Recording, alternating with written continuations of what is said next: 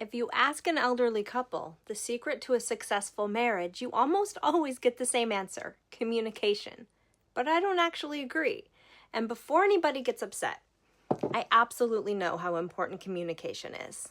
Some people avoid conversations, some people shut down, some people yell, some people never learn how to express what they're feeling. Communication skills absolutely matter. But after years of reading books and listening to the experts and going to counseling and trying to desperately become a better communicator, I've come to believe something different.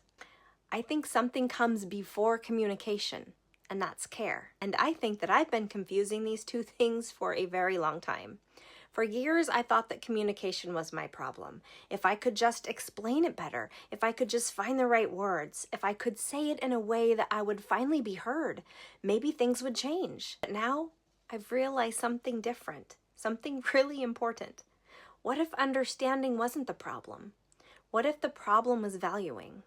Because those are two completely different things. Communication can solve "I don't understand," but what communication cannot solve is "I understand, but I don't care."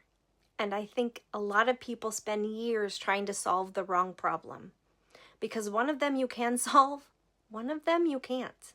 And one thing that completely frustrates me is looking back on the thousands of dollars and so many hours that I spent in marriage counseling where we focused on communication.